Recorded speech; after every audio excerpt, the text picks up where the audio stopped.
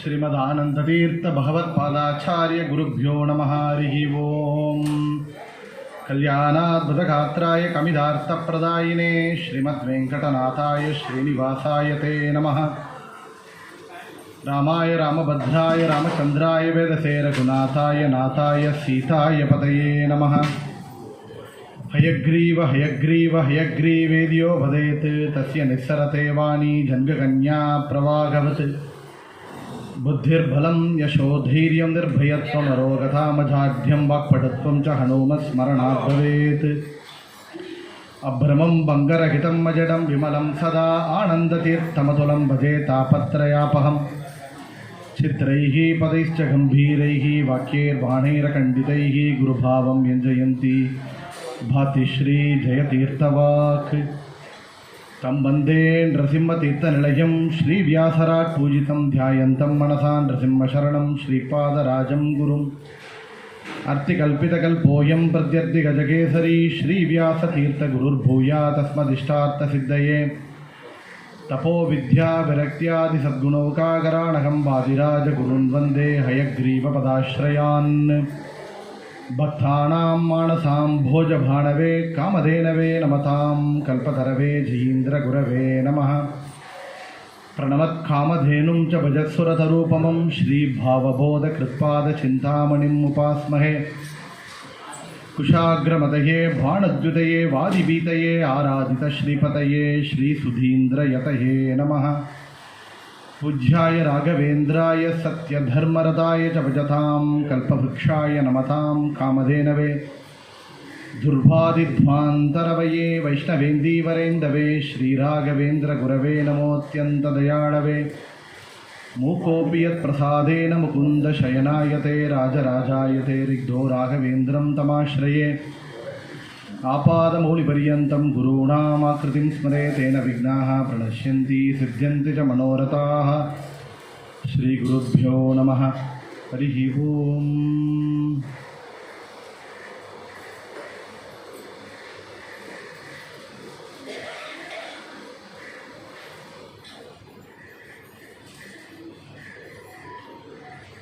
இந்த ஒரு பருவகாலம் கலியுக காமதேனு கற்பக விருட்சம் சிந்தாமணின்னு நாம் கொண்டாடின்னு இருக்கக்கூடிய ராகவேந்திர குருசார்வபௌமருடைய வர்தந்தி உற்சவ தினம்.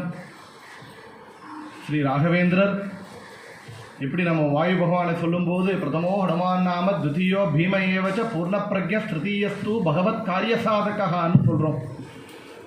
நம்மளை போன்ற ஜீவராசிகள் புனரப்பி ஜனனம் புனரப்பி மரணம்னு பாவ புண்ணியங்களை அனுபவிப்பதற்காக அவதாரம் செய்தவர் அல்ல முக்கிய பிராணர். பகவத் காரிய சாதகா, பகவானுடைய காரியங்களை பகவானுக்கு சேவை செய்வதற்காகவே அவதாரம் செய்தாரே தவிர பாவ புண்ணியத்தை அனுபவிப்பதற்காக இல்லைன்னு சொல்கிறோம். அந்த வகையிலே அந்த ஆச்சாரியருடைய பரம்பரையில் வந்திருக்கக்கூடிய ராகவேந்திரருடைய மூல ரூபம் அப்படின்னா சங்குகர்ண தேவதை. அப்பேற்பட்ட அந்த சங்குகர்ண தேவதை இந்த பூலோகத்தில் அவதாரம் செய்திருக்காருன்னா கண்டிப்பாக பிராரப்த கர்மம் இருந்திருக்கலாம். ஆனால் முக்கியமான காரணம்னால் பிரம்மதேவருடைய ஆக்ஞை இந்த கலியுகத்திலே அவருடைய அவதாரம் இருக்கணும்.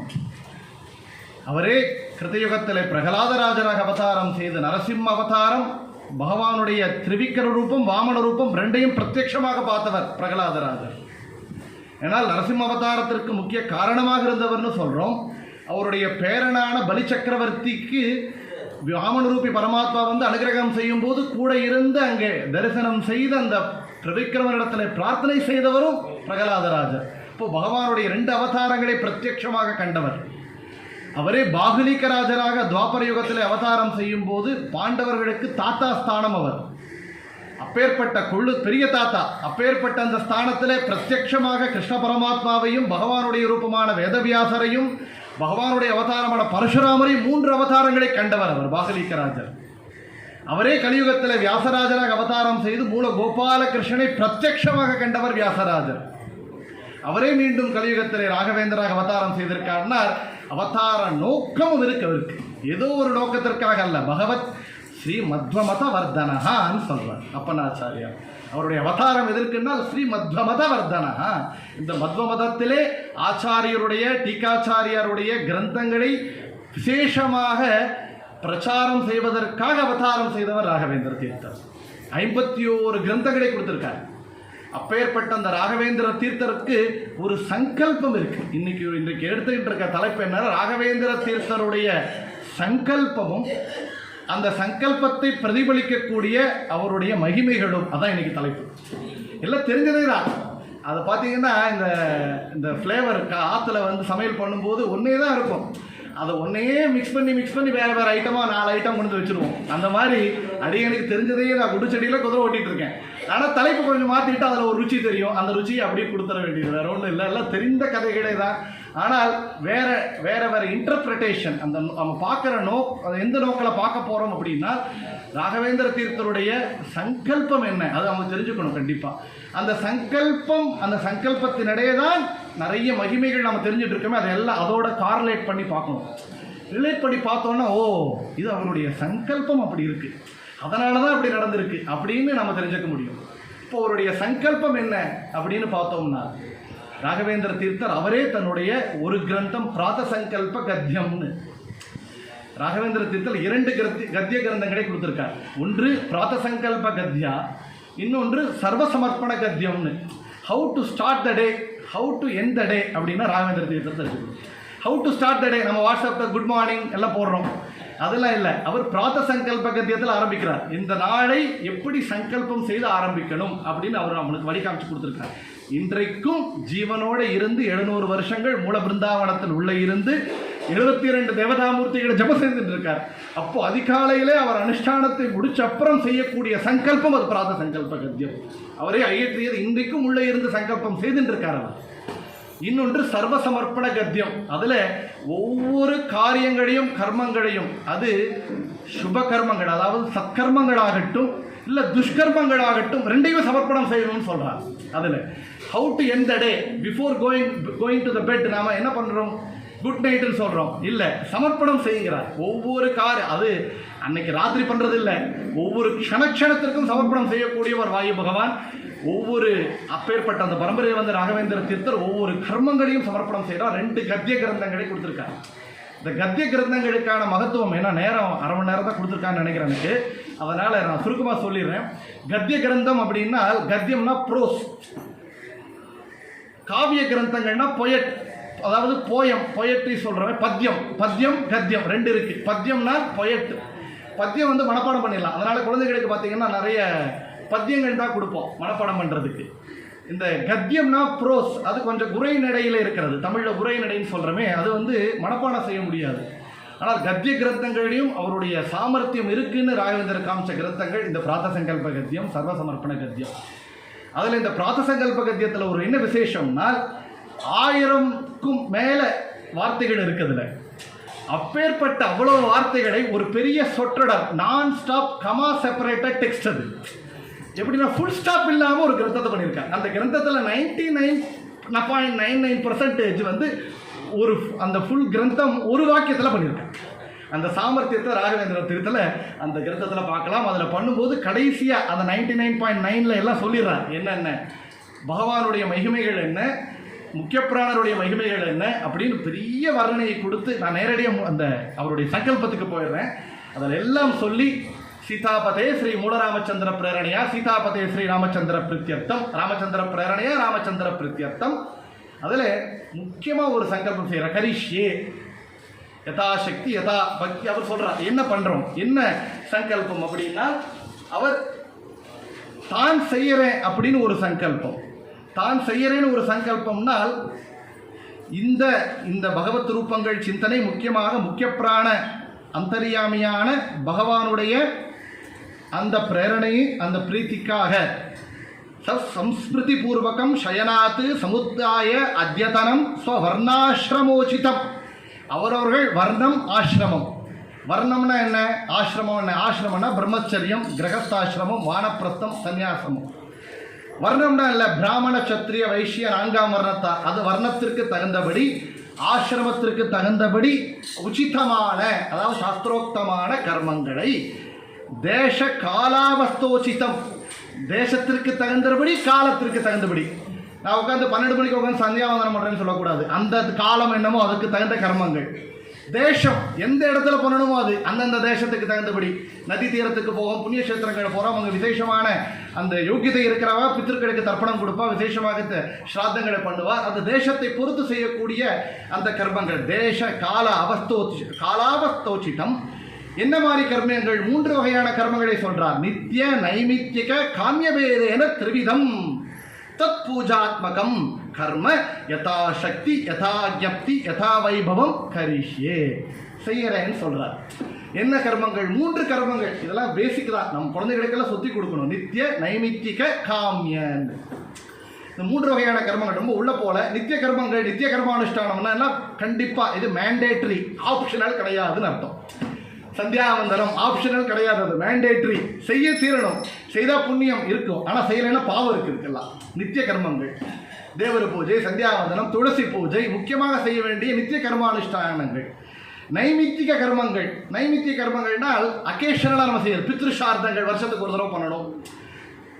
ஸ்ராவண மாதத்தில் வைக்கக்கூடிய எங்கே நம்ம செய்கிறோம், பூணூர் புதுசாக மாற்றிக்கிறோம். அந்த மாதிரி அதெல்லாம் அந்தந்த காலத்தில் செய்ய வேண்டிய கர்மங்கள். காமிய கர்மங்கள்னா என்னென்னா ஒரு பலனை எதிர்பார்த்து தாம் செய்யக்கூடிய பூஜைகள், விரதங்கள், ஹோமங்கள், இதெல்லாம் காமிய கர்மங்கள். இப்போ நித்திய நைமித்தியக காமியபேதேன திரிவிதம். அது எப்படி செய்கிறோம்? தத் பூஜாத்மகம், பகவானுக்கு செய்யக்கூடிய பூஜைங்கிற அந்த அனுசந்தானத்தினோடு பாருங்க. ராகவேந்திர சொல்கிறார், நாம சொல்கிறோம் இத்தினோடு பண்ண. நான் கிராண்ட் எப்படி பூஜை பண்ணுறது தெரியுமா? தினமும் 4 மணி நேரம் பூஜை, இவ்வளோ அர்ச்சனை, 4 மணி நேரம் பாராயணம் பண்ணுறேன், விடாமல் 72 தேவதாமூர்த்திகளை 700 வருஷங்கள் க்ஷணத்திற்கும் செய்யக்கூடிய ராகவேந்திர சரித்திரம் சொல்கிறார். யதாசக்திங்கிறார். அவர் யதாசக்தின்னு சொன்னால் நம்மள என்ன சொல்கிறது?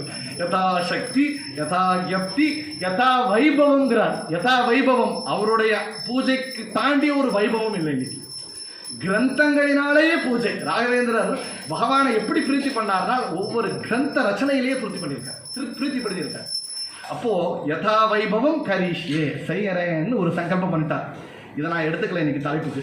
நாம் எடுத்துட்டு அடுத்த தலைப்பு, அடுத்த சங்கல்பத்தை தான் நான் எடுத்துட்டு இருக்கோம். என்ன சங்கல்பம் அவர் பண்ணிட்டு இருக்கார்? கண்டிப்பா அதை பத்தி நான் பார்க்க போல, அதில் எல்லாருக்கும் தெரிஞ்சதுதான். இன்னொரு சங்கல்பத்தையும் செய்கிறார். இந்த சங்கல்பம் நம்ம யாரும் பண்றதே இல்லை. கரிஷ்யே பண்ணிடுறோம். அட்லீஸ்ட் பாரதிய ரமண முக்கிய பிராணாந்திரகத சீதாபதே ராமச்சந்திர பிரணய ராமச்சந்திர பிரத்யர்த்தம் சந்தியாவந்தனம் கரிஷ்யே பூஜாம் கரிஷ்யே எல்லாம் சொல்றோம். ஆனால் அவர் 2வது ஒரு சங்கல்பம் செய்கிறார். அது முக்கியமான சங்கல்பம். மதாக்ஞா காரிபிஹி வித்யா சம்பந்திபிஹி தேக சம்பந்திபிச்ச த்விதீயைஹி த்வதீயைஹி அசேஷைஹி ஜனைஹி தத் கர்ம சர்வ கர்ம கர்த்திருத்வ காரயித்ருத்வாதி அனுசந்தான பூர்வகம் காரயிஷ்யேச்சன்னு சொல்றோம். மதாக்ஞாகாரிபிஹி மத் ஆக்ஞாகாரிபிஹி, என்னுடைய ஆக்ஞைக்கு கட்டுப்பட்டு நடப்பவர்கள் ஒரு குரூப் ஆஃப் பீப்புள் கேட்டகரைஸ் பண்ணிட்டார். யாரு? அவருடைய ஆக்ஞை சொல்படி கேட்பவர்கள் அர்த்தம். அதாவது ஃபாலோவர்ஸ் ஆஃப் குருராஜரு ராகவேந்திர தீர்த்தருவது. மதாக்ஞாகாரிபிஹி அவர்கள் ஒரு கேட்டகரி. 2வது கேட்டகரி சொல்றார் வித்யா சம்பந்திபிஹி, என்னுடன் வித்யிலே சம்பந்தப்பட்டவர்கள். எப்படி? பூர்வாசிரமத்தில் இருக்கலாம், பூர்வ அவதாரத்தில் இருக்கலாம், இந்த ஒரு சந்நியாசாசிரமத்திலையும் இருக்கலாம். அவருடன் இருந்து படித்தவர்கள், வித்யிலே சம்பந்தப்பட்டவர்கள் 2வது கேட்டகரி. 3வது கேட்டகரி ஆஃப் பீப்புள், 3வது அவர் யாருன்னு கேட்டான்னா சொல்றார் தேக சம்பந்திபிஹி, என்னுடைய தேகத்தினுடனே சம்பந்தப்பட்டவர்கள். தேகத்திலே சம்பந்தப்பட்டவர்கள்னா யார்? அவர் பூர்வாசிரமத்திலே சம்பந்தப்பட்டவர்களாக இருக்கலாம், பூர்வ அவதாரத்திலே சம்பந்தப்பட்டவர்களாக இருக்கலாம். அப்படி என்னுடைய ஆணைப்படி நடக்கக்கூடிய சிஷ்யர்கள். மதாக்ஞாகாரிபிஹி வித்யா சம்பந்திபிஹி தேக சம்பந்திபிஹி. அப்போ 3 வகையான மக்களை சொல்றார். அந்த 3 வகைகளை என்ன பண்றேன் அப்படின்னா அசேஷைஹி ஜனைஹி தத் சர்வ கர்ம கர்த்திருத்வ காரயித்ருத்வாதி, அவர்களையும் சத்கர்மங்களை செய்யும்படியாக அனுகிரகத்தினாலே, பகவான் அனுகிரகத்தினாலே செய்ய வைக்கிறேன் ஒரு சங்கல்பம் பண்றான். இன்றைக்கு நாம் இன்னைக்கு ராகவேந்தருடைய வர்தந்தி உற்சவத்தில் இங்கே உட்கார்ந்து அவருடைய மகிமைகளை கேட்டுண்டு ஏதோ 2 நமஸ்காரம் பாராயணம் நாம சங்கீர்த்தனம் செய்து பிரதர்ஷனம் பண்ணியிருக்கோம்னா இது நம்ம சங்கல்பம் இல்லை. நம்ம காலையில் நம்ம செஞ்சிருந்த சங்கல்பமோ நாம் வருஷம் பொன்னாடு எத்தனையோ ஜென்மங்கள் செய்த புண்ணியமும் இல்லை. அவர் அந்த பிரதிஷ்டம் வந்ததுனால அவர் சொல்றார், என்னுடைய சிஷ்யன், என்னுடைய வித்தியை சம்பந்தப்பட்டவன், என்னுடைய சொல்படி கேட்பவன், அவனை செய்ய வைக்கிறேன். அவருடைய சங்கல்பம் இருக்கு இல்லையா, அதை பாரதிய ரம முக்கிய பிராணான் இருக்கிற ராமச்சந்திர மூர்த்தி அதை நடத்தி வச்சுட்டு இருக்கிறதுனால இன்னைக்கு நடந்துட்டு இருக்கோம். அவர் சங்கல்பம் இருக்கிறதால இன்னைக்கு ஓடிட்டு இருக்கோம். அவர் சங்கல்பம் இருக்கிறதால இன்னைக்கு ஏதோ பாட்ட பிரவச்சனங்களை செய்துட்டு இருக்கோம். அவர் சங்கல்பம் இருக்கிறதால என்ன சத் விஷயங்களை கேட்டு இருக்கமே தவிர நம்முடைய யோக்கியதை இல்லை அந்த இடத்துல. அதனால் இன்னைக்கு எத்தனையோ ஊர்களில், ஏன் அயல் நாட்டிலும் கூட இன்றைக்கு ஏதோ 2 சார்த்தம் நடக்குது, 2 பூஜை நடக்கிறது, சத்கர்மங்கள் நடந்துட்டு இருக்குன்னா ராகவேந்திர மடம், நிறைய மடங்கள் இருக்கு. ஆனால் எல்லா மடங்களும் எல்லா இடத்துலையும் பிரான்ச் உருவாக்க முடியாது. இன்றைக்கு அவர் பிருத்திகா பிருந்தாவன மூலமாக இத்தனை ஊர்களிலும் கிராமங்களிலும் போய் உட்கார்ந்து இருக்கிறதுனால தான் நம்ம ஆள் போய் எங்கேயோ 2 சந்தியா அங்கே போய் ஒரு பிருத்திருக்கள் சாதங்களை பண்ணி வச்சிருக்கிறாங்க. ஏதோ காலத்தில் நடக்கக்கூடிய அந்த ஷோடச சம்ஸ்காரத்தில் 2 சம்ஸ்காரம், சீமந்தம், புண்ணியாவச்சனம் ஏதோ செய்யணும்னா போய் செஞ்சுட்டு இருக்காங்க இல்லையா. அதுக்கு காரணம் என்னன்னா ராகவேந்திரனுடைய மட்டம் இருக்குங்கிறத விட அவருடைய சங்கல்பம் காரைஷ்யேன்னு சொல்லியிருக்காங்க, செய்ய வைக்கிறேன் அவருடைய சங்கல்பம். ஆக இன்றைக்கு தலைப்பு என்னன்னா ராகவேந்தருடைய சங்கல்பம் என்னன்னு தெரிஞ்சுட்டோம். அந்த சங்கல்பத்தை அனுசரித்து அதை பிரதிபலிக்கும் மகிமைகளை கேட்க போறோம். சரி, ராகவேந்தர் சங்கல்பம் செஞ்சுட்டார் சார், அது அனுபவத்தில் பார்க்குறோம் நம்ம ஒவ்வொருத்தரும். ஆனால் அவருடைய சரித்திரத்திலையும் மகிமைகளிலும் அவருடைய சங்கல்பத்தினுடைய பிரதிபலிப்பை இப்போ பார்க்க போறோம். பார்த்தலாமா? புரிஞ்சுட்டாங்க எல்லாருமே? அப்போ காரைஷ்யேச்ச என்ன, அதோ 2 இந்த கேட்டகரியில் சில பேர் ஒரு கேட்டகரியில் மாத்திரம் வருவா, அதாவது தேக சம்பந்தம், வித்யா சம்பந்தம், மதாக்கியா கார்மிகி. சில பேர் 3லையும் இருப்பா, 3ம் பொருந்தும் அவருக்கு. சில பேருக்கு 2 பொருந்தும். அப்படி சில வேற அந்த ஜனங்களுடைய மகிமைகளை கேட்க போகிறோம். ஒருவர் யார் அப்படின்னா பூர்வாசிரமத்தில் ஒரு சரித்திரம், ராகவேந்தருடைய சரித்திரத்திலே கேட்குறோம். வெங்கடநாதனாக இருந்தபோது வாரத்திலே 4 நாட்கள், 4 வருஷ காலம், ஒரு வாரத்தில் ஏதோ ஒரு தடவை 2 வாரத்தில் ஒரு நாள் ஒரு வேளை 1000 வயிறு சாப்பிட்டுட்டு இருந்தார் அவர். அவருடைய அந்த ஒரு காலம் அப்பேற்பட்ட வறுமை. ராகவேந்திர சரித்திரத்தில் நம்ம கேட்குறோம், சின்னே வஸ்திரே பின்ன பானிய பாத்திரே ஜீர்ணஸ்தல்யாம் தத்யுபிர் நியமானேன்னு சொல்றார் ராகவேந்திர விஜயத்தில். ஏதோ 1-2 உடைந்த பாத்திரங்கள் இருந்தது, அதையும் ஒரு திருட திருடிட்டு போயிட்டான். கிழிந்து போன வஸ்திரங்கள் ஏதோ அந்த அந்த அந்த வஸ்திரங்களையும் பழைய வஸ்திரங்களையும் ஒரு திருடிட்டு போயிட்டானாம். அவ்வளவு வறுமை இருந்தது அவருக்கு. சொல்ல போனால் எவ்வளோ வறுமைனால், சில நாட்கள் ஏதோ போஜனத்துக்கு ஏதோ கிடைச்சிருக்குன்னு பார்த்தா இலை இருக்காதாம், தரையை துடைத்து சாப்பிட்ட நாட்கள் உண்டுங்கிறார். வாரத்தில் ஒரு நாள் அரை வயிறு சாப்பிட்டாருங்கிறார். இன்னும் அவருடைய தர்ம பத்னி சரஸ்வதி பாய் மாற்றுவதற்கு துணி இல்லை, ஒரே புடவை, அது பாதிதான் காஞ்சிருக்கும், ஒரு பக்கம் உடுத்திட்டு மாற்றி இன்னொரு பக்கம் உடுத்திக்குவாளாம். அப்பேற்பட்ட ஒரு காலத்திலையும் அவர் என்ன பண்ணிட்டு இருந்தார்னால் ஆச்சாரியருடைய சரித்திரத்தை சொல்லக்கூடிய மத்வ விஜயம், அந்த மத்வ விஜயத்தினுடைய சுருக்கம் அனுமத்வ விஜயம் நாராயண பண்டிதாச்சாரியார் 32 ஸ்லோகங்களில் கொடுத்துருக்கார். இந்த நாராயண பண்டிதாச்சாரியார் எழுதிய அனுமத்வ விஜயத்திற்கு வியாக்கியானம் பண்ணாராம். எப்போ பசியில வாரத்தில் ஒரு நாள் அரை வயிறு சாப்பிட்டு இருக்கக்கூடிய காலத்தில் அவர் எழுதிய கிரந்த ரச்சனை அனுமத்வ விஜயத்திற்கான வியாக்கியானம் பிரமேய நவமாலிகான்னு ஒரு கிரந்தம். அதுக்கு சொல்றார் குருகுணஸ்தவனத்திலே வாதீந்திர தீர்த்தர், என்னுடைய ஆச்சாரியர் அந்த குருராஜர் அவர் எழுதிய அந்த அனுமத்வ விஜயத்திற்கு எழுதிய வியாக்கியானத்திற்கு பாரதி தேவி பார்த்தாளாம், என்ன என்னுடைய பத்தியான முக்கிய பிராணருடைய சரித்திரத்தை எழுதியிருக்கா இல்லையோ, இவருக்கு என்ன கொடுக்கலாம், இவ்வளோ வறுமையில் இருக்கார், வெள்ளி பாத்திரம் கொடுப்போமா, தங்க கொடுப்போமா, சொர்ண விஷ்டி பண்ணிவிடுவோமா, இதெல்லாம் எதுவுமே பத்தாது அவருக்கு. இப்போ என்ன பண்ணணும், மத்த அந்த பீட்டத்திலே சாம்ராஜ்ய பீட்டத்திலே ராஜாவாக உட்கார வைக்கணும் அவர் அப்படின்னு அவரை பீட்டத்தில் உட்கார வைத்தால் பாரதி தேவின்னு குருகுணஸ்தானத்தில் வாதீந்திர தீர்த்தர் சொல்றாங்க.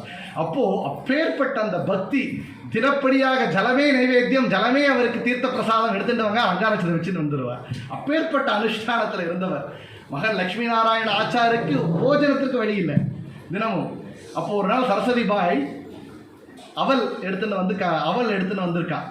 என்னம்மா அவல் கிடைச்சது, யார் கொடுத்தான்னு கேட்டான். இல்லை பக்கத்தாத்தில் ஒரு தேவர சமாராதனை நடந்தது, அந்த சமாராதனையில் ஏதோ ஒரு சேவை செய்யணும்னா 10 பாத்திரம்லாம் கழுவை சுத்தம் பண்ண ஆள் இருக்கா, சுவாமி பூஜா பாத்திரத்தை சுத்தப்படுத்துறதுக்காக என்னை கேட்டுண்டா, நான் பண்ணி கொடுத்துட்டு வந்தேன், அதுக்கு இந்த அவல் கொடுத்தான்னா.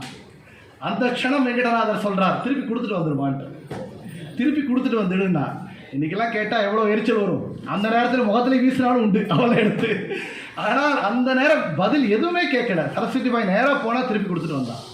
அம்மா நான் கொடுத்துட்டுவான்னு சொன்னேன், கொடுத்துட்டு வந்துட்டேன் கர்ப்ப பத்தினி நீ, ஆனால் ஏன்னு கேட்டுக்கலையேண்ணா, நீங்கள் எது சொன்னாலும் சரியாக இருக்குண்ணா, நீங்கள் எது சொன்னாலும் சரியாக இருக்கு சுவாமி. அப்போ சொன்னார், நீ எப்பேற்பட்ட புண்ணியகரமான காரியம் தெரியுமா, சால கிராமத்தில் இருக்கக்கூடிய ரூபங்களை காட்டிலும் அதிகப்படியான பகவத் ரூபங்கள் சுவாமிக்கு பூஜைக்கு உபயோகப்படுத்தக்கூடிய உபகரணங்கள் இருக்கம்மா. அதை தொட்டு கழுவிய ஸ்திரீகளுக்கு எப்பேற்பட்ட பகவான் பூஜை அந்த புண்ணியத்தை கொடுக்கிறானால், இத்தனை ரூபங்களையும் அபிஷேகம் செய்த புண்ணியம், இத்தனை ரூபங்களையும் அலங்காரம் செய்த ஆராதனை செய்த புண்ணியம், அவ்வளவு அனந்த புண்ணியத்தை இந்த அவளுக்கு, அனந்த புண்ணியத்தை அவளுக்கு காம்பன்சேட் பண்ணிட்டு வந்துடலாமோ, அது வேண்டாம், உனக்கு அனந்த புண்ணியம் கிடைக்கணும்னு என்னுடைய ஆசை தான், அது சங்கல்பம் அப்படின்னா. அப்போ மதாக்யா காரயிஷ்யே அப்படிங்கிறதை அவருடைய பூர்வாசிரமத்தில் தர்ம பத்னி இடத்திலையும் செய்து காட்டியவர் அப்பேற்பட்ட வறுமையிலே. இது ஒரு முதல் உதாரணம் அவருடைய சரித்திரத்தில் பார்க்கணும். காரயிஷ்யே செய்ய வைக்கிறேங்கிறவருடைய சங்கல்பம், அதை தன்னுடைய மனைவியான பூர்வாசிரம பத்னி சரஸ்வதி பாய் இடத்திலே காமிக்கிறார் ராகவேந்திர தீர்த்தர். இரண்டாவது மகிமை சொல்லணும்னால், அவருடைய பூர்வாசிரம புத்திரன் லக்ஷ்மி நாராயண ஆச்சார். ராகவேந்தருடைய மகிமை அப்படின்னு சொல்லும்போது அவருடைய கிரந்தங்கள், நிறைய கிரந்தங்களை கொடுத்திருக்கார்.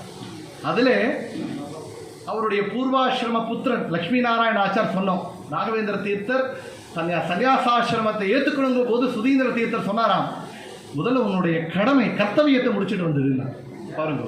காரயிஷ்யே, இந்த காரயிஷ்யங்கிறத எந்த மாதிரிலாம் பண்ணலாம் நீங்களே சொல்லுங்க. செய்ய வைக்கிறது, செய்ய வைக்கிறதுங்கிறது பகவான் ஒருவனால் மட்டுமே சாத்தியம். கர்த்தும் அகர்த்தும் அந்யதா கர்த்தும் இது சமர்த்தகான்னு உபனிஷத்துகள் சொல்றது. செய்யக்கூடியவன் யாருன்னா நாம் இல்லை, டூயர், நாம டூயர்ஸே கிடையாது, நாம டூயர்ஸே கிடையாது. கர்த்தும் பகவான் ஒருவனே கர்த்தா, நாகம் கர்த்தா ஹரி கர்த்தா, கர்த்தர்ங்கிறான். சில பேர் சொல்லிட்டு இருக்கா கர்த்தர் நம்மனை ரட்சிப்பார். ஆமா கரெக்ட், யார் கர்த்தானோ ஸ்ரீஹரி, நாகம் கர்த்தா ஹரியே கர்த்தா, கர்த்தர் நம்மை ரட்சிப்பார். ஏன்னா கர்த்தர் தான் செய்கிறார். யார் கர்த்தர்னா பகவான் ஸ்ரீஹரி ஒருவனே, நாகம் கர்த்தா ஹரி கர்த்தா, அவன் ஒருவனே செய்பவன். ಒಬ್ಬನಳಿ ನೀನು ತಾಡುವನು ಮತ್ತೊಬ್ಬನಳಿ ನೋಡುವನು ಮತ್ತೊಬ್ಬನಳಿ ಬೇಡುವನು ನೀಡುವನು ಬೆರಗಾಗಿ ஜெகநாதர் சொல்றார். அகர்த்தும் செய்ய முடியுமான்னு கேட்டால் ஏன் செய்ய முடியாது, நாம் சுதந்திரர்களே இல்லை, சுதந்திரோ பகவான் விஷ்ணு, நாம் செய்யக்கூடியவர்களே இல்லை. அப்போது ஒரு காரியத்தை செய்கிறேன்னு உட்காரோம், நம்மளால் பூர்த்தி பண்ணக்கூடிய சாமர்த்தியம் இருக்கா, இல்லை. சரி, செய்ய மாட்டேன், செய்யக்கூடாத காரியங்களை செய்வது அப்படிங்கிற அர்த்தம்.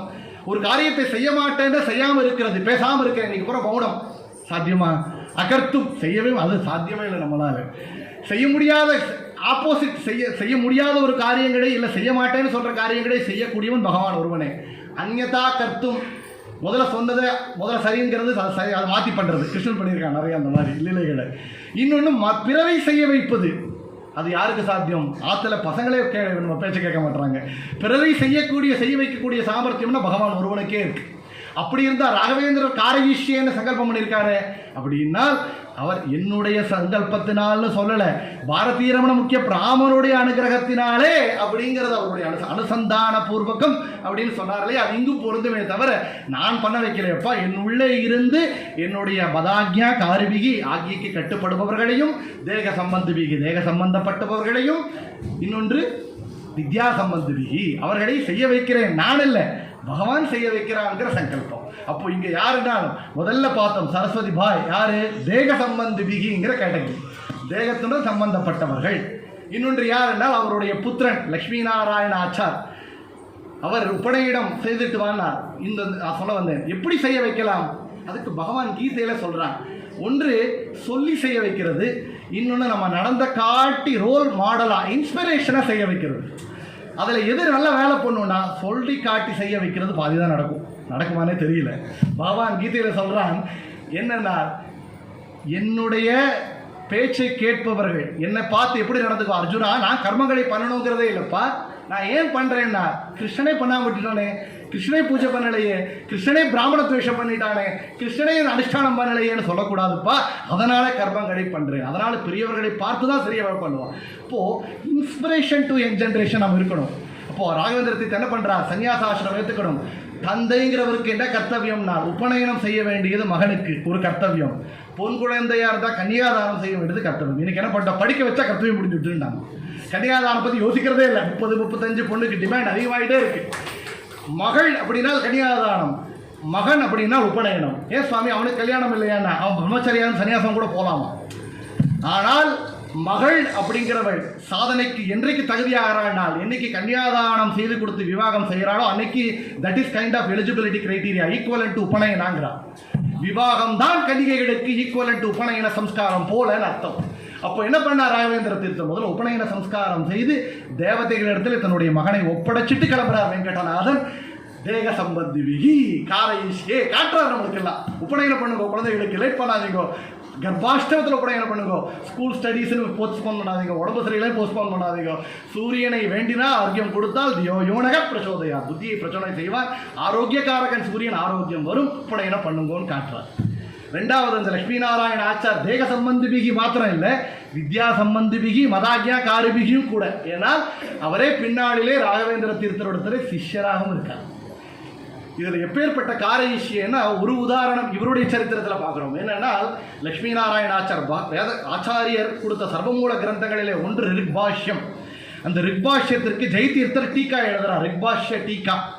அந்த டீக்கைக்கு ராகவேந்திர டிப்பணி எழுத பார்க்குறார். ஏன்னா ராகவேந்திர தீர்த்தர் ஜெயதீர்த்தர் எழுதிய எல்லா டீக்காவுக்கும் வியாக்கியானம் பண்ணியிருக்கார். தச பிரகரணங்கள் டீக்காக்கு 10 வியாக்கியானம், தசோபனிஷத் கண்டார்த்த கொடுத்துருக்கார், அணுவியாக்கியானம், நியாயசுதா, தத்துவ பிரகாஷிகாவுக்கு பாஷ்யம் எல்லாம் பண்ணிட்டே வந்திருக்கார்.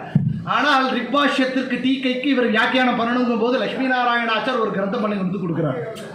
இந்த ரிக்பாஷ்ய டீக்கைக்கு நான் எழுதிய கிரந்தம்னு. நாமனா என்ன பண்ணுவோம், நான் எழுதுறேன்னு நினச்சிட்டு இருக்கேன், நீ ஒன்று எழுதிட்டு வரையா போட்டியான்னு சொல்லி அதை தூக்கி போட்டு நாம எழுதுவோம்.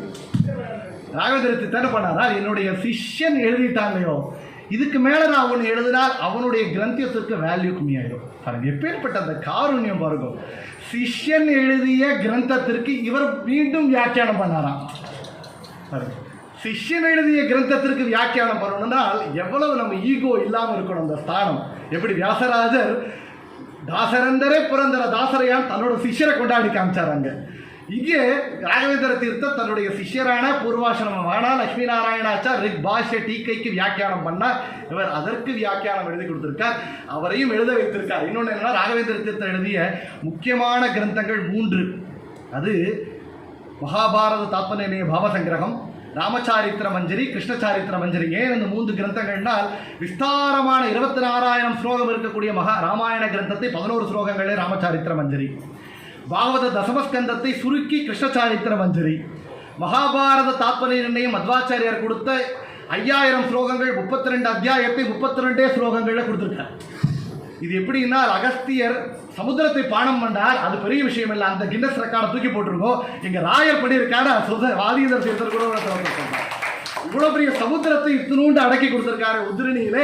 அப்பேற்பட்ட கிரந்தத்தை கொடுத்தவர் வர்ணனை பண்ணியிருக்கார். அந்த 3 கிரந்தங்களுக்கு முக்கியமாக ராமசாரித்திர மஞ்சரி, கிருஷ்ணசாரித்திர மஞ்சரி, மகாபாரத தாத்பர்ய பாவசங்கிரகத்திற்கெல்லாம் வியாக்கியானம் எழுதியவர் யாருன்னா பூர்வாசிரம புத்திரனான ராகவேந்திரனுடைய சிஷ்யரான லட்சுமி நாராயணாச்சார் இவருக்கு வியாக்கியானத்தை கொடுத்திருக்காங்க. காரைஷ்யே. அப்போ வித்யா சம்பந்த விகி, தேக சம்பந்த விகி, காரைஷ்யேங்கிறதுக்கு இன்னொரு உதாரணத்தை இங்கே பார்க்குறோம். இது 2வது உதாரணம். 3வதாக நாம் எடுத்துட்டது யாருன்னால், ராகவேந்திரனுடைய பூர்வாசிரமத்தில் அவர் தந்தை சின்ன வயதிலே காலமாயிட்டார் வெங்கடநாதனாக இருக்கும்போது. அப்போ அவருக்கு உபநயன சம்ஸ்காரம், அந்த விவாகம் இதெல்லாம் செஞ்சு வச்சது யாருன்னா அவர் அண்ணன் குருராஜாச்சார். இந்த குருராஜாச்சார் செய்து வைத்த அந்த உபநயன சம்ஸ்காரம், அந்த விவாகம் பாருங்க, அண்ணன் தம்பிக்குள் எப்பேற்பட்ட பாசம் பாந்தவியம் இருந்திருக்குது. தந்தை காலமானப்புறம் தன்னுடைய தம்பியை வளர்க்கும் முழு பொறுப்பை எடுத்துட்டவர் குருராஜாச்சார். அவனுக்கு படிக்க வைக்கணும்னா அவருடைய அத்திம்பேர் லட்சுமி நரசிம்மாச்சாருக்கு மதுரைட்டு அனுப்பி வைக்கிறார். அங்கே போய் படித்தார் ராகவேந்திர தீர்த்தர் பாபாட்ட. இத்தனை செய்தவர் குருராஜாச்சார். அதனால இவ்வளவு பண்ணியிருக்காரு, எதிர்பார்த்து பண்ணாரானா இல்லை.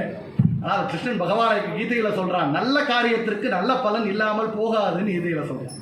அந்த பலன் என்னன்னா, ராகவேந்திர தீர்த்தர் பரம்பரையிலே ராகவேந்திரருக்கு அப்புறம் முதல் பீட்டாதீசர் இல்லை, அடுத்தடுத்து 4 பேர் யாருன்னா அந்த குருராஜாச்சாருடைய மகனுடைய மகன், அதாவது பூர்வாசிரம அண்ணனுடைய பேரன்கள் 4 பேர் தான் பீட்டத்தில் வர்றார். யோகீந்திர தீர்த்தர், சுரீந்திர தீர்த்தர், சுமதீந்திர தீர்த்தர், உபேந்திர தீர்த்தர். இன்னைக்கு ஸ்ரீரங்கத்தில் அதில் 3 பிருந்தாவனம் இருக்கு, யோகீந்திரர், சுமதீந்திரர், உபேந்திரர். அப்போ காரைஷ்யே தேக சம்பந்தி விகி, அதுக்கு ஒரு உதாரணம்னால் தன்னுடைய தேக சம்பந்தப்பட்டவர்கள் எப்பேற்பட்ட காரியங்கள் பாருங்க. ராம அந்த பீட்டத்தில் அமர்ந்து ராம பூஜை செய்யக்கூடிய அந்த காரியத்தை காரைஷ்யேன்னு அந்த உதாரணத்தில் இங்கே பார்க்குறோம். அது மூன்றாவது ஒரு உதாரணம். இன்னொன்று நான்காவது அந்த அதனுடைய பூர்வாசிரம கொள்ளு பேரர் லட்சுமி நாராயணாச்சார் புருஷோத்தமாச்சார் அந்த பரம்பரையில் ராகவேந்தருடைய பூர்வாசிரம கொள்ளு பேரர் தான் வாதீந்திர தீர்த்தர். இன்னைக்கு ராகவேந்தருடைய பிருந்தாவனம் பக்கத்தில் அவர் பிருந்தாவனம். அந்த வாதீந்திர தீர்த்தர் எத்தனையோ கிரந்தங்களை கொடுத்திருக்கார். அவர் யாருன்னால் தேக சம்பந்திபிகியும் கூட, வித்யா சம்பந்திபிகியும் கூட, மதாக்கிய காரபியும் கூட. ஏன்னா ராகவேந்தருடைய பீட்ட பரம்பரையிலே வந்தவர், அவருடைய சிஷ்ய பரம்பரையிலே வந்தவர், அவருடைய ஆக்கிக்கு கட்டுப்பட்டு நடக்கக்கூடியவர் வாதீந்திர தீர்த்தர். அந்த வாதீந்திர தீர்த்தருக்கு எப்பேற்பட்ட ஸ்தானம்னால் காரயிஷ்யே. இன்னைக்கு ராகவேந்தருடைய கிரந்தங்கள் என்னன்னு தெரிஞ்சுக்கணும்னா அதை பூரா லிஸ்ட் பண்ணி ஸ்தோத்திரமாக கொடுத்தவர் குருகுணஸ்தானம்னா வாதீந்திர தீர்த்தர். அந்த வாதீந்திர தீர்த்தர் அதில் ராகவேந்தருடைய எழுத்துக்களுடைய வர்மையை வர்ணனை பண்ணுறார். நம்ம எல்லாம் ராகவேந்திர ஒரு பக்கம் பார்க்குறோம், அவர் அனதர் சைட் ஆஃப் ராகவேந்திர தீர்த்தரை பார்க்குறதே இல்லை. அதில் சொல்கிறார் ராகவேந்திர தீர்த்தருடைய எழுத்து வன்மை எப்படி இருக்கும்னா, அவர் ஒரு தடவை எழுதியதை இன்னொரு எழுத மாட்டாராம். அதாவது டூப்ளிகேஷன். நாமெல்லாம் என்ன பண்ணுவோம், பரீட்சையில் எழுதணும்னா ரிப்பீட்டேஷன், ஒரே வார்த்தையை எழுதி எழுதி எழுதி குழச்சி எழுதுறது. இது ஒரு டைப் ஆஃப் தோஷம். அது ரெண்டாவது, ஒரு தடவை எழுதியதை திருத்தி எழுதியவர் இல்லைன்னா ராகவேந்தருடைய கிரந்தங்களுடைய மகிமை. அடிச்சு எழுதுறது, கரெக்ட் பண்ணுறதே கிடையாது. இன்னொன்று, அர்த்தம் இல்லாமல் ஒரு சப்தங்கள் அங்கே இல்லைங்கிறார். அர்த்தம் இல்லாமல் ஒரு சப்தங்கள் இல்லை. அப்பேற்பட்ட கிரந்தங்களை கொடுத்த வாதீந்திர தீர்த்தர் வர்ணனை பண்ணியிருக்கார் குருகுணஸ்தானத்தில். அப்பேற்பட்ட அந்த குருகுணஸ்தானத்தை அங்கே அரங்கேற்றம் பண்ணுறார், பாராயணம் பண்ணுறார். அந்த மங்களம் பண்ணணும்னு அப்போது ராகவேந்திர பிருந்தாவனத்தில் உட்கார்ந்து அந்த பாராயணம் செய்யும்போது பிருந்தாவனம் நர்த்தனமாடி அதை ஏற்றுக்கொண்டவர் ராகவேந்திர தீர்த்தர். காரயிஷ்யேச்ச. அப்படி வாதீந்திர தீர்த்தர் ஒரு உதாரணம். அவருடைய தேக சம்பந்தி விகி, வித்யா சம்பந்தி விகி, மதாக்யாகாரி விகி, அதற்கு ஒரு உதாரணம் பார்க்கணும். ரெண்டாவது நான்கு உதாரணங்களை பார்த்துட்டோம். இன்னொன்று மதாக்யாகாரி விகி, அதற்கு ஒரு உதாரணம்னா வெங்கண்ணா. வெங்கண்ணா பரிப்பறிவு இல்லை, எழுத்தறிவு இல்லை. அவருக்கு எழுத்தறிவில்லை, எதுவுமே கிடையாது.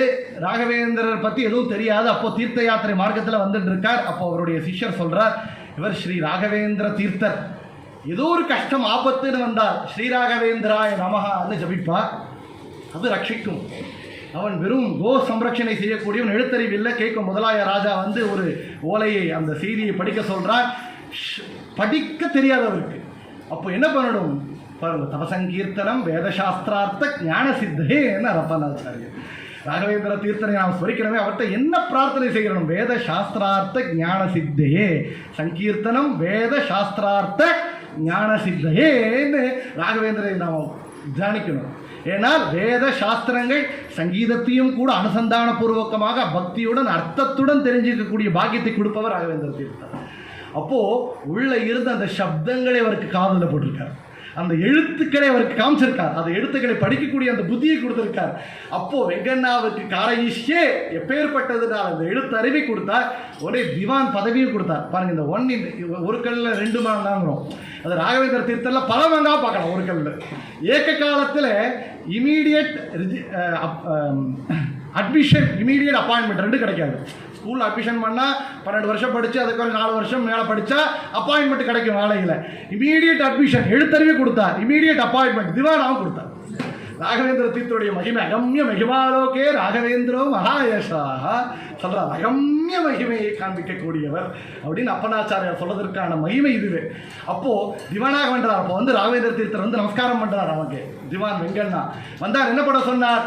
நான் பிருந்தாவன பிரவேசம் செய்யணும்னால் அந்த பிருந்தாவனத்தை நிர்மாணம் செய்வதிலிருந்து, அந்த மாஞ்சால கிராமத்தை வாங்கிறதுலேருந்து எல்லாம் உன்னுடைய வேலை. இப்போ இன்னைக்கு மந்திர சித்தி க்ஷேத்திர மந்திராலயா கோபாலதாசருடைய வாக்கு.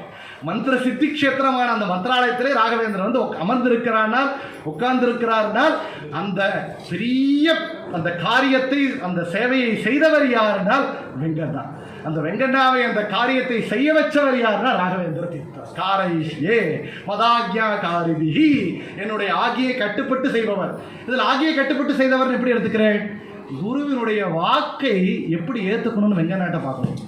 குரு காருண்யவ படைதவராகி, குருவின மர்மவ ತಿಳಿದವರಾಗಿ, ಗುರುವಿನ ಪಾದವ ಸ್ಮರಿಸುವರಾಗಿ, ಪರಮ ಪುಣ್ಯವ ಮಾಡುವರಾಗಿ ರಾಗಿ ತಂದೀರಾ பிக்ஷகேராகி தந்தீரா. குருவினோட ஆக்கியம் எப்படி கேட்டுக்கணும்? குருவின குலாம் ஆகுவதனக்கு அதரைய தன்ன முகுதி முகுந்த பக்தியை குரு பக்தி ஜாயே. முதல்ல ஒரு பிருந்தாவனம் செய்து வந்து கொடுக்குறார். அதில் எப்படி சிலைகள் இருக்கணும், என்னென்ன முத்திரைகள் இருக்கணும், எந்த அளவு இருக்கணும், எல்லாம் சந்திரசார சங்கிரகத்தின்படி செய்து கொடுக்குறார். செய்து கொடுத்தால் ராகவேந்திர தீர்த்தர் சொல்றார், இது நான் கேட்ட பிருந்தாவனம் இல்லைன்ட்டான். இப்போ நம்மளுக்கு நல்ல பூஜை பண்ணுறோம், அலங்காரம் பண்ணுறோம், ஆற்றுல ஏதோ ஒரு அலங்காரம் பண்ண ஏன் நீ தேன் சன்னா மாடலாமே முடிஞ்சு போச்சு, அவ்வளோதான். அப்போ தான் கோவம் வரும் நம்மளுக்கு. சமையல் பண்ணுவோம், இதுவே உப்பு சரியில்லைன்னு சொன்னால் கோவம் வந்துடும் நம்மளுக்கு. அதை ஏதோ எழுதியிருப்போம், என்ன எழுதியிருக்கேன்னு சொன்னால் கோவம் வந்துடும். க்ளீன் பண்ணியிருப்போம், இன்னும் நம்ம செய்த காரியத்தில் தோஷம் பார்த்தா கோவம் வந்துடுது. அவ்வளவு ஒரு பெரிய பிருந்தாவனத்தை அப்படியே ராகவேந்தர் எதிர்பார்த்ததின்படி அப்படியே செய்து வந்து காமிச்சார். ராகவேந்தர் இது இல்லைன்னா அப்போ என்னன்னு கேட்டால், என்னுடைய பிருந்தாவனம் இது நீ செஞ்சது கரெக்டுப்பா, ஆனால் இந்த கல் அல்ல, ராமர் அமர்ந்த கல் இருக்குது, அதில் செய்யணும். அப்போ இந்த பிருந்தாவனம் இது வீணாகாதப்போ உபயோகப்படும்னார்.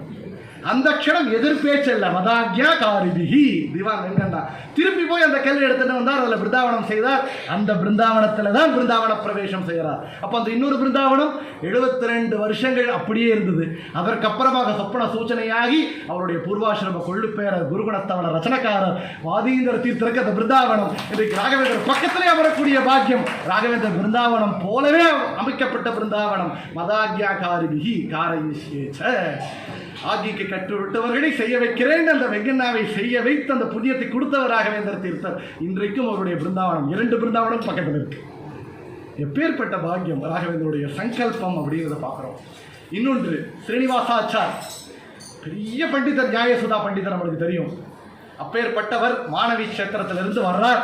தெரியும், அவர் விஜயதாசருடைய அந்த ஏற்பை ஏற்று அங்கே மறுக்கிறார். அது பகவத் தீர்த்த பிரசாதத்தை வயிற்று வலி வந்துடும், அதனால் சீக்கிரம் எடுத்துக்கிட்டேன்னார். வயிற்று வலி உண்மையாகவே வந்துடுத்து. அப்போ நேராக எங்கே பண்ணுறார், சோழிங்கருக்கு போய் சேவை பண்ணுறார், திருப்பதி க்ஷேத்திரத்தில் சேவை பண்ணுறார். எல்லாம் சேவை பண்ணியும் சரியாகலை. நேராக மந்திராலயத்துக்கு வர்றார். மந்திராலயத்துக்கு வந்தால் அங்கே சேவை செய்கிறார். அங்கேயும் அவருக்கு சரியான முதல்ல. அப்போது இந்த தேகத்தை தியாகம் செய்துடுவோம் அப்படிங்கிற ஒரு மனம், அந்த பரிஸ்திதி, அந்த மன விசாரம் அவருக்கு வர்றது. அப்போது அந்த நேரத்தில் ராகவேந்திர தீர்த்தர் சப்தத்தை கொடுத்தார்னு சொல்கிறார், இல்லை சொப்பன சூச்சனையானதும் சொல்கிறார். ஆனால் அவர் காட்டிய மார்க்கம் அந்த விஜயதாசருக்கு செய்த அந்த குரு துரோகம், துரோகங்கிறத விட குருவுக்கு செய்யக்கூடிய அவமானம். அது அந்த அவமானம் குரு நிந்தைன்னு சொல்கிறோமே, அது எப்பேற்பட்டது பாருங்க. பகவானை ஏதோ திட்டுனா கூட பகவான் மன்னிச்சுடுவானா? குரு நமக்காக பிரார்த்தனை செய்தார். ராகவேந்திர தீர்த்த பிரார்த்தனை சொல்கிறார் இல்லையா, அப்பேற்பட்ட நமக்காக வாயு பகவான் போய் பிரார்த்தனை செய்கிறான்னு சொல்லி கேட்டுக்கிறார். அப்படி இங்கே குரு அனுகிரகம் இருந்தால் பகவான் தப்பை கூட மன்னிச்சுடுவார். ஆனால் குருவுக்கு நிந்தனை பண்ணிட்டால், குரு விசாரப்பட்டால் பகவானே மன்னிக்கிறது கிடையாதுன்னு. அப்போது குரு நிந்தையா எடுத்துப்பா, அதனால் விஜயதாசருக்கு போய் நீ சேவை செய்யணும், அதை விட்டு மீண்டும் கேட்டுக்கணும். அப்படிங்கும்போது விஜயதாசர்கிட்ட வரார். அப்போ கோபாலதாசர்கிட்ட அவர் அனுப்புகிறார். கேட்குறோம், என்ன விண்ணப்ப கேளோ தன்வந்திரி தயமாடோ சன்னபடு இவ கேவலா அப்படின்னு தன்வந்திரி பகவானிடத்தில் பிரார்த்தனை செய்து சோழரட்டி அபிமந்திரம் செய்து கொடுத்தால் அதை ஸ்வீகாரம் செய்த மாத்திரத்திலே அவருக்கு வயிற்று வலி பரிகாரமாக. அப்போது அந்த ஸ்ரீனிவாச ஆச்சாரியார் மீண்டும் வர்றார். அப்போ அவருக்கு மதாக்யா காரிபிகி வித்யா சம்பந்திபிகி தேக சம்பந்திபிகி, இந்த 3ல் யார் அவர்? அவர் தேக சம்பந்திபிகி. எப்படி? தானே பிரகலாதராஜராக இருக்கும் போது பிரகலாதனுடைய தம்பியான தமையனாரான சகலாதராஜரே இங்கே ஸ்ரீனிவாசாச்சாரியாராக அவதாரம் செய்திருக்கார். பாருங்க, ராகவேந்திர தீர்த்தர் இந்த அவதாரத்தில் மாத்திரமல்ல, பூர்வ அவதாரங்களிலும் தன்னுடைய தேக சம்பந்திபிகி வித்யா சம்பந்திபிகி மதாக்யா காரிபிகி 3 கேட்டகரி ஆஃப் அந்த சிஷ்யர்களையும் அனுகிரகம் செய்கிறார்கிறதை காட்டுறார். அதனாலே பின்னாலே அந்த ஜெகநாதாசருக்கு சூச்சனை கொடுக்கிறார். ஸ்ரீபாதராஜரும் வாதிராஜரும் வியாசராஜரும் எல்லாம் சொப்பன சூச்சனை கொடுத்ததன்படியாக அவருக்கு ஜெகநாத விட்டலாங்கிற அங்கீதம் கிடைக்கிறது. மேரு கிருதியான ஹரிகதாமிருத சாரம் கன்னட நியாய சுதாவை ரச்சனை செய்கிறார். அந்த ஜெகநாத விட்டலா முத்திரையிலே எத்தனையோ கிருதிகள் ராகவேந்திரரை கொண்டாடுறார். ரோகஹரணி கிருபா சாகர ஸ்ரீ குரு ராகவேந்திர பரிபாலிசோ. ரோகஹரணி கிருபா சாகர ஸ்ரீ குரு ராகவேந்திர பரிபாலிசோ. அப்போ பிரார்த்தனை செய்கிறார். காரயிஷ்யேச்ச, அப்போ செய்ய வைக்கிறேங்கிறது ஜெகநாத தாசரை ஹரிகதாவிரதம் செய்பவர் எழுதுபவராக அந்த மாற்றியவர் ராகவேந்திர தீர்த்தருடைய சங்கல்பம் காரைஷேன்னு அந்த ஒரு சங்கல்பத்தை ஜெகநாதாசர் ஒரு உதாரணமாக பார்க்குறோம். 6 உதாரணம் பார்த்துருக்கோம். இன்னும் பார்க்கலாமா? நேரம் இருக்கா? நைவேத்தியம் ஆகிட்டு இருக்கு. இன்னும் 2 உதாரணங்களை பார்ப்போம். 2 3 இது இருக்க. அடுத்ததாக ராகவேந்திரருடைய சிஷ்யர் அப்பண்ணாச்சாரியார் தெரியும், பிக்ஷாலயத்தில் இருக்கக்கூடியவர். பிக்ஷாலய கஷேத்திரத்தில் ராகவேந்திரருடைய அந்த 3வது அவருடைய வாழ்க்கை பாகத்தில் அவர் வந்தார். ஜீவனத்தில் முதல்ல வந்தவர் இல்லை, முதல்ல வெங்கடாதனாக இருந்தார். அதுக்கப்புறம் சன்னியாசாசிரமத்தில் யாத்திரை மார்க்கத்தில் வந்தார். அதுக்கப்புறம் மந்திராலய பிராந்தியத்தில் இருக்கும்போது அறிமுகமாகிறார். இப்போ ராகவேந்திர தீர்த்தரை விட வயதில் மூத்தவர் அப்பண்ணாச்சாரியார். அப்படி இருக்கும்போது அவருடைய சிஷ்யராக இருக்கார். பிரியமான சிஷ்யர். ஏன்னா ராகவேந்திர தீர்த்தர் அந்த பிக்ஷாலயத்தில் இருக்கக்கூடிய ஜபதகட்டேன்னு இருக்கு, அந்த மரத்துக்கு கீழே ஜபதகட்டேன்னு பெயர். ஏன்னால் அங்கு இருந்து ஓங்காரத்தை விடாமல் ஜபித்தவர் ராகவேந்திர தீர்த்தர். 12 வருஷ காலம் அங்கு பக்கத்தில் இருக்கக்கூடிய அந்த குகையிலே இன்னைக்கு இருக்கக்கூடிய பஞ்சமுகி ஸ்தானத்தில் வந்து தபசு மேற்கொண்டார் ராகவேந்திர தீர்த்தர். அப்படி வரும்போது பிக்ஷாலயாக்க வருவார். ராகவேந்திரருக்கு ரொம்ப பிடிச்சமானதுன்னா அவருடைய கிரந்தங்களை பூரா அவர் கேட்டுகிட்டே இருப்பார். 2 பேரும் பரஸ்பரம் சத் விஷயங்களை பேசிட்டு இருப்பார். அப்பேற்பட்டவர் ராகவேந்திரருக்கு பிரியமான சிஷ்யர். என்ன எப்படி பிரியமான சிஷ்யர்னா இன்னொன்று ருச்சியாக சொல்கிறது உண்டு, ருச்சியான பதார்த்தம் தான் சொல்கிறேன். ராகவேந்திரருக்கு சட்னிலாம் ரொம்ப பிடிக்குமா. அந்த துங்கபத்ரா நதி தீரத்திலே கல்லில் மடிபடியாக ராமர் பூஜைக்கு சட்னி அழைச்சி கொடுப்பாரோ அப்பண்ணாச்சாரியார் சொல்லி கேட்டிருக்கோம். அப்படி எந்த வகையிலே குருவுக்கு பிரீத்தி பண்ணணுமோ அந்த சேவையெல்லாம் செய்தவர். அவ்வளோ பிரியமான அந்த அப்பண்ணாச்சாரியாரை பக்கத்திலே வச்சுட்டு இருக்கணும் அவர். ஆனால் என்ன பண்ணார்னா தன்னுடைய பிருந்தாவன பிரவேச காலத்தில் நீ இந்த செய்தியை எல்லாருக்கும் போய் கொண்டு போய் சேர்த்தணும் அப்படிங்கிற காரியத்தை கொடுக்கிறார். மதாக்யா காரிதிகி, அவருடைய ஆக்ஞைக்கு கட்டுப்பட்டவர்ங்கிற கேட்டகரி. வித்யா சம்பந்திகி அவருடைய வித்யா சிஷ்யரும் கூட. அப்போ அப்பேற்பட்ட அப்பண்ணாச்சாரியார் 2 வகையிலையும் அவருக்கு சம்பந்தப்பட்டவர். ஆகியக்கு கட்டுப்படுபவர். ஆமாம், ஏன்னா இல்லை சுவாமி நான் பிருந்தாவன பிரவேச காலத்தில் பக்கத்திலேயே விட்டுட்டு இருப்பேன், நான் எங்கேயும் இருந்துடுறேன் அப்படின்னு அவர் சொல்லியிருக்கலாம். ஆனால் ராகவேந்திரனுடைய ஆக்ஞின்னு போகிறார். நீ வரக்கூடிய காலம் உனக்கு யசஸை கொடுக்கக்கூடிய காலமாக இருக்கும். ராகவேந்திரன், நீங்கள் வரக்கூடிய காலம் யசஸை கொடுக்கக்கூடிய காலமாக இருக்கும் அப்படின்னு சொன்ன குருவினுடைய ஆக்ஞைன்னு கிளம்புறார். அப்போ கிளம்பினார் தெரியும், தூரமாக போயிடுறார். துங்கபத்ரா நதி தீரத்தில் வெள்ளம் வர்றது, ஸ்ராவண மாதம் மழைக்காலம். அப்போது ஸ்ராவண மாதம் கிருஷ்ணபக்ஷ த்விதீயை பிருந்தாவன பிரவேசம். முதல் ராத்திரி பிரதம அன்னைக்கு இங்கே மழை கொட்டின்னு இருக்கு, வெள்ளம் ஓடின்னு இருக்கு. அப்பவும் கிளம்பினார் வெள்ளத்தில், ஏன்னா ராகவேந்திரை பார்த்துடணும். அப்போ போனால் வந்துட்டார். இப்போ பார்க்கறதுக்கு வெயிட்டே பண்ணவர், கிளம்பி ஓடி வர்றார். அப்போ அவருடைய அங்கே வெள்ள பிரவாகம் துங்கபத்ராவில் இவருடைய முக கமலத்திலிருந்து கங்கா பிரவாகமாக ராகவேந்திர ஸ்தோத்திரம். ஸ்ரீபூர்ணபோத குருதீர்த்த பயோப்திபார அவரை ஆரம்பிக்கும் போது அப்படிதான் ஆரம்பிக்கிறார். ஏன்னா ராகவேந்திரருடைய கிரந்தங்கள்னு சொல்லக்கூடிய கங்கா பிரவாகம் ஆச்சாரியர்னு சொல்லக்கூடிய மத்வசாஸ்திரத்தினுடைய சமுத்திரத்தில் கலக்கிறதுங்கிறார். ஆரம்பிக்கும் போதே வெள்ளத்திலே ஆரம்பிக்கிறார் ஸ்ரீபூர்ணபோத ஸ்தோத்திரத்திலேயே. அப்போ பாடிண்டே வர்றார். அப்போ யோபக்தியா குரு ராகவேந்திர சரணத்வம்சம் ஸ்மரன் எப்பட்டேத்து ஸ்தோத்திரம் திவ்யமிதம் சதா நகி பவேத் தஸ்யா சுகம் கிஞ்சன கிம் விஷ்டார்த்த சம்ருத்தரேவ கமலாநாத பிரசாதோதயாத் கீர்த்திர் திக்விதிதா விபூதி ரதுலா வந்து சேர்ந்துட்டார். பிருந்தாவனம் முடிக்கு. பேர்பட்ட ஒரு ஏமாற்றம் இருக்கும். ஒரு தாய் பார்க்க குழந்தை ஓடி வந்தால் தாயை பார்க்க முடியலன்னா எப்படி ஏமாறும்? ஜெகநாதர் சொல்றாரு, இருட்டறையில் ஒரு தாய் குழந்தையை விட்டுட்டு எட்டி இருந்து பார்ப்பாளாம், எப்படி தன்னோட குழந்தை தன்னை நினைக்கிறதா, அதுபோல பகவான் நம்மளுக்கு சோதனை கொடுக்கிறான்னு சொல்றார். அப்படி குரு இங்க சோதிச்சுட்டு இருக்கார். அப்போ வந்து பார்க்கும்போது தாயை பார்க்க முடியாத குழந்தை போற ஏங்கிறார், கதறார். அப்போ ನಾವು ಕೇಟಿருக்கோம் யாக்கே மூக்கநாத்தியம்னு ஒரு தாசர் பாடுறார். அப்படி யாக்கப்பா மூக்கநாத்தியம் பேச்சு வரலையே. இப்போ உங்களுடைய அந்த சப்தங்களை, அந்த வார்த்தைகளை, சாஸ்திரங்களை கேட்டு கேட்டு வந்தவன் இன்னைக்கு கேட்க முடியலையே அப்படிங்கிற அந்த விசாரம் முன்னாடி வார்த்தைகளும் வரல அவருக்கு, இவருக்கும் வார்த்தை வரல.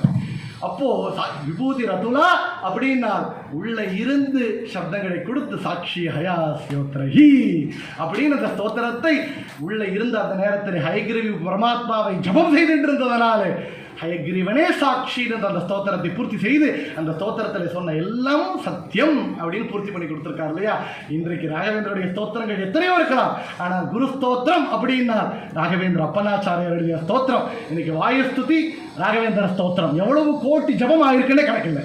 அப்பேற்பட்ட அந்த சித்தியை அந்த ஸ்தோத்திரம் பாராயணம் செய்பவர்களுக்கு கொடுத்திருக்காரா, அந்த ரச்சனை செய்யக்கூடிய பாக்கியத்தை அப்பனாச்சாரியார் கொடுத்திருக்காரா. என்ன காரணம்? மதாக்யா காரிபிகி வித்யா சம்பந்திபிகி, என்னுடைய வித்தியை சம்பந்தப்பட்டவர்கள், என்னுடைய ஆக்கிக்கு கட்டுப்படுபவர்களை காரையிஷே செய்ய வைக்கிறேன் அவருடைய சங்கல்பம். அதற்கு 6வது உதாரணம் அப்பனாச்சாரியார். அதுக்கப்புறமாக ராகவேந்தருடைய கவச்சம், ராகவேந்தருடைய மங்களாஷ்டகம், அத்தனை ஸ்தோத்திரங்களை எழுதியவர் அப்பனாச்சாரியார். அப்பேற்பட்ட ஸ்தானத்தை கொடுத்திருக்கார். இப்போ அவருடைய சம்பந்தப்பட்டவர்களை ராகவேந்திர காரையிஷேக்கு எவ்வளவு உதாரணங்கள் பாருங்க. இது ஒன்று. இன்னொன்று, அவரே பூர்வ அவதாரத்தில் 2 உதாரணங்களை மாத்திரம் சொல்றேன். இந்த அவதாரம் மாத்திரம் இல்லை, ஒரு உதாரணம் சொல்றேன். சகலாதரே இங்க ஸ்ரீனிவாசாச்சாரியார்னு. பூர்வ அவதாரத்திலே பிரகலாதராஜராக இருக்கும்போது எல்லாரும் ஹிரண்யகசிபுவே நமகா அங்க பாராயணம் நடந்துட்டு இருக்கு, ஜபம் நடந்துட்டு இருக்கு. அப்பேற்பட்ட அந்த இடத்திலும் ஹரிநாம சங்கீர்த்தனம் செய்ய வைத்தவர் யார? இன்னைக்கு நம்ம குழந்தைகளே ராட்சச குழந்தைகளா இருக்கு. ஸ்கூல் டீச்சர்ஸுக்கெல்லாம் ரொம்ப கஷ்டம். நீங்களாம் என்னடா குரங்குகளா, இப்போ ராட்சசர்களா திட்டுறா. அங்க இருந்தவர்களா ராட்சசர்களே, உண்மையிலே தைத்தியர்கள் எல்லாம். இந்த குழந்தைகளே இப்படி பிஹேவ் பண்ண கலியுகத்திலே குழந்தைகள் எல்லாம் அடக்க முடியல டீச்சர்ஸுக்குன்னா, தைத்திய குழந்தைகள் கூட இருந்தவர்களாம். அத்தனை பேரையும் அங்கே அமர வைத்து அவர்களுக்கும் ஹரிநாம சங்கீர்த்தன உபதேசம் செய்ய வச்சிருக்காருன்னா, தேக சம்பந்திபிகி காரையிஷே, என்னுடைய தேக சம்பந்தப்பட்டவர்களை செய்ய வைக்கிறேன் பிரகலாதராஜராக இருந்து காமிச்சதற்கு ஒரு உதாரணம். 2வது உதாரணம் மதாக்யா காரிபிகி, வியாசராஜராக இருந்த ஒரு உதாரணம் சொல்லிடுறேன். மதாக்யா காரிபிகி, சீனப்ப நாயக்க வர்றார். சுவாமி அத்தையும் பகவானுக்கு கிருஷ்ணார்ப்பணம் சொல்லிட்டு வந்திருக்கேன், நான் முன்னால என்ன பண்ணணும் அப்படின்னு கேட்டார். அந்த நேரத்தில் குரு உபதேசம் செய்து அங்கிதம் கொடுத்து புரந்தர விட்டலா அங்கிதத்தை கொடுத்தார் இல்லையா சீனப்ப நாயக்கு. குரு ಉಪದೇಶ ಇಲ್ಲದ ಜ್ಞಾನವು, ಗುರು ಉಪದೇಶ ಇಲ್ಲದ ಧ್ಯಾನವು, ಗುರು ಉಪದೇಶ ಇಲ್ಲದ ಮಂತ್ರ, ಗುರು ಉಪದೇಶ ಇಲ್ಲದ ತಂತ್ರ, ಗುರು ಉಪದೇಶ ಇಲ್ಲದ ಜಪವು, ಗುರು ಉಪದೇಶ ಇಲ್ಲದ ತಪವು ಉರಗಣ ಉಪವಾಸವಂತೆ ಕಾಣಿರೋ. முன்னாலே அவரே வியாசராஜரை கொன்றாரா, எனக்கு குரு வரகுரு உபதேச தொலைகிட்டு எனக்கு இன்னேனுங்கிறார் புரந்தரதாசர். அப்பேற்பட்ட அந்த சிறப்ப நாயக்கை புரந்தரதாசராக உருவாக்கி 4,75,000 கிருதிகளை ரச்சனை செய்ய வைத்து, மீண்டும் அவருக்கும் ஒரு சங்கல்பம் செய்ய வைத்து, மீண்டும் 25,000 மீதி பாகத்தை விஜயதாசர் மூலமாக அந்த பத்மபதிய விஜயதாசராக அவதாரம் செய்ய வச்சிருக்கார் இல்லையோ. காரையிஷே மதாக்யா காரவிகி காரையிஷே. கனகதாசர் அவர் பாருங்க, ஒரு ராஜாவாக இருந்தவன் கனகதாசன், குருப்பனவன். அப்பேற்பட்டவர் குருப்பனிகை மந்திர கோண மந்திராண்டார். மதாக்யா கார்பிகி, சுவாமி எனக்கு என்னங்கோ கிருஷ்ண மந்திரம் சொல்லுவேன், தன்வந்திரி சொல்லுவேன், வராக மந்திரம் சொல்லுவேன்னு சொல்லி கொடுத்தார். கோண மந்திரா, எருமையை ஸ்மரணம் செய்யக்கூடிய மந்திரத்தை கொடுக்குறாரு. மதாக்யா காரிபிகி, பகவான் குரு என்னையும் என்ன வார்த்தை சொல்றாரோ அது மந்திரம். குருவினுடைய வார்த்தைகளே மந்திரம்.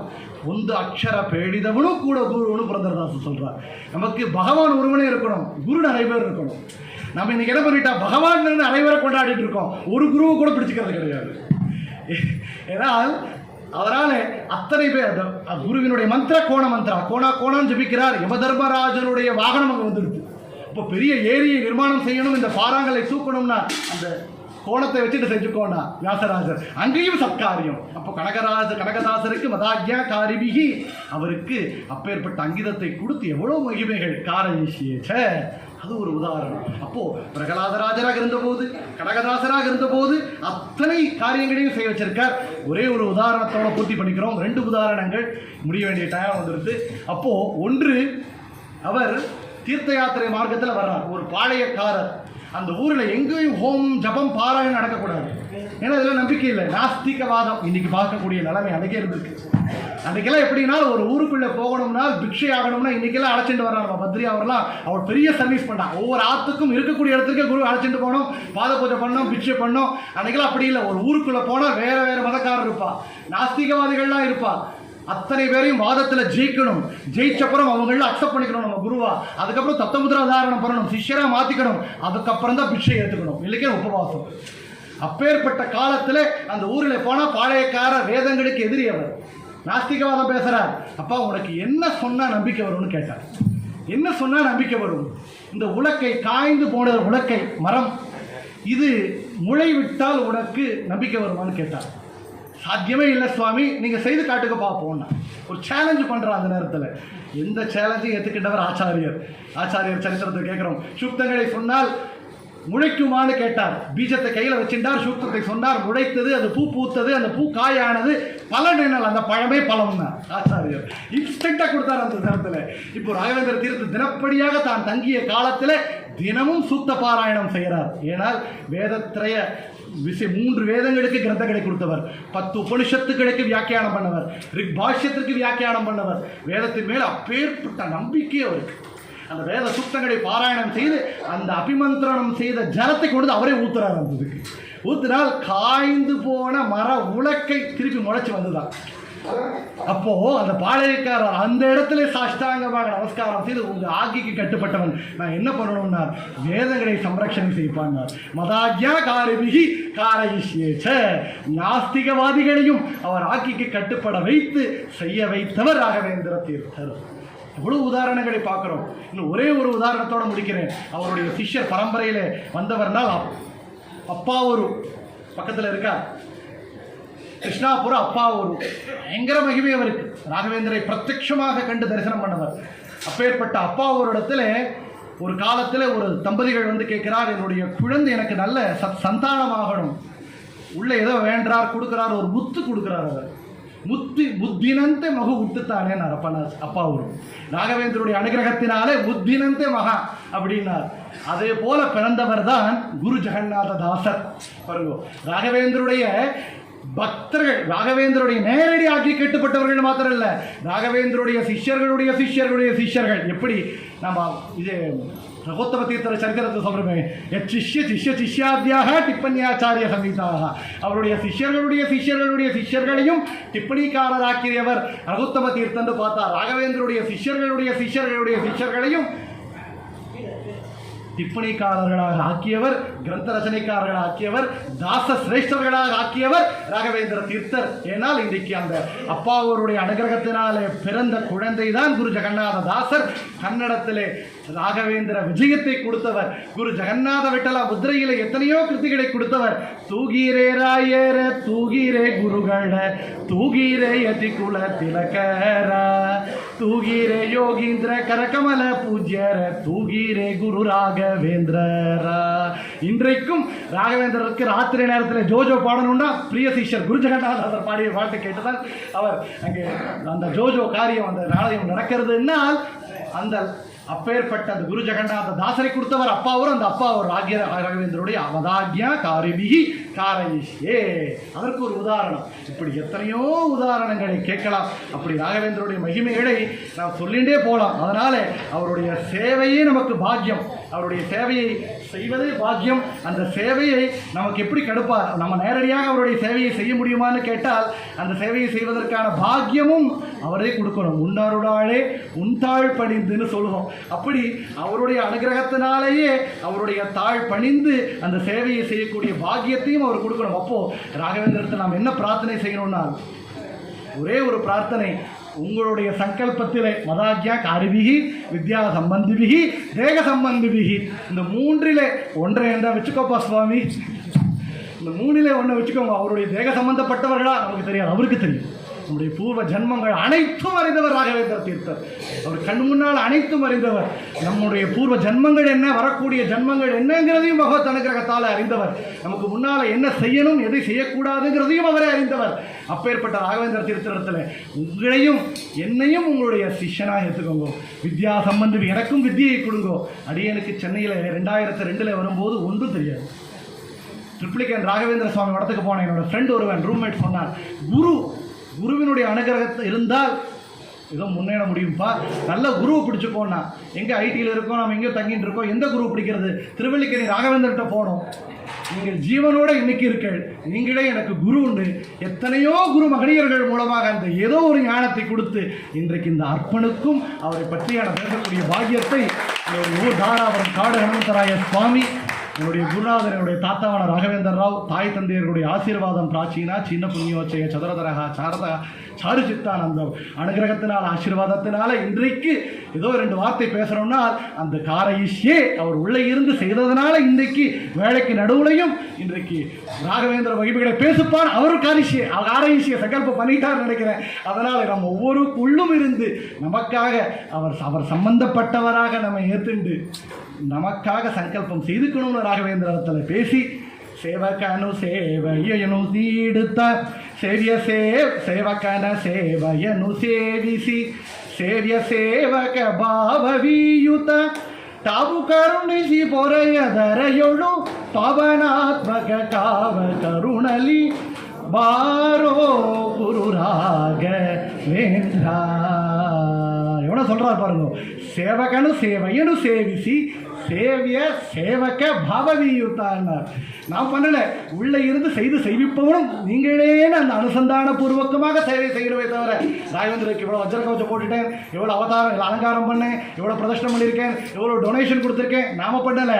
அவர் காரயிஷ்யே சங்கல்பம் பண்ணியிருக்கார், இவனை செய்ய வைக்கிறேன், இவனுக்கு ஹாஸ்பிட்டலில் போய் செலவு பண்ணாமல் இங்கே வந்து தானம் பண்ணட்டும், எங்கேயோ சுற்றுறதை விட்டு இங்கே வந்து சுற்றட்டும், அவருடைய சங்கல்பம் இருந்ததுனால இன்றைக்கு இந்த க்ஷணம் எங்கேயோ இருக்கிறோம் இங்கே உட்காந்துருக்கோம்னா நம்மையும் அவர் சம்பந்தப்பட்டவராக நினைத்து நமக்காக காரயிஷ்யேன்னு சங்கல்பம் செய்வதனால இன்றைக்கு நாம் இருந்து இந்த சேவையை செய்யக்கூடிய பாக்கியத்தை கொடுத்திருக்கான க்ஷணத்தில் நினைச்சு இந்த 2 வார்த்தைகளை ராகவேந்திர தீர்த்த குருவாந்தர்கத பாரதிய ரமண முக்கிய பிராணாந்தர்கத இந்த க்ஷேத்திரமூர்த்தியான சீதாபதி ராமச்சந்திர மூர்த்தியினுடைய பாதார விந்தங்களிலே சமர்ப்பணம் செய்கிறோம். ஸ்ரீ கிருஷ்ணார்ப்பணமஸ்து காயேன புத்தியாத்மனாவதனுஷதே சுபாவம் கரோமியத்தி சகலம் பரஸ்மை நாராயணாய இது சமர்ப்பயாமி அக்ஷயம் கர்ம யஸ்மின் பரே ஸ்வர்ப்பிதம் பிரக்ஷயம் யாந்தி துக்காணியன் நாமதः அக்ஷரோ யோஜரः சர்வதைவாமிருதः ரிஷிகம் யஸ்ய விஸ்வம் சதா ஜாதிகம் பிரணயாமோ வாசுதேவம் தேவதா மண்டலா கண்ட மண்டலம். ஒன்று சொல்லணும்னு நினச்சேன், இந்த சங்கல்பத்தை ராகவேந்திர மாதம் செஞ்சுட்டு இருக்க நாம என்ன பண்ணணும், அவர் பண்ணுறார், அவர் யதிஸ்ரேஷ்டர், அவர் பண்ணிட்டு போகட்டும், கேட்குறவங்க கேட்குறான்னு இல்லை,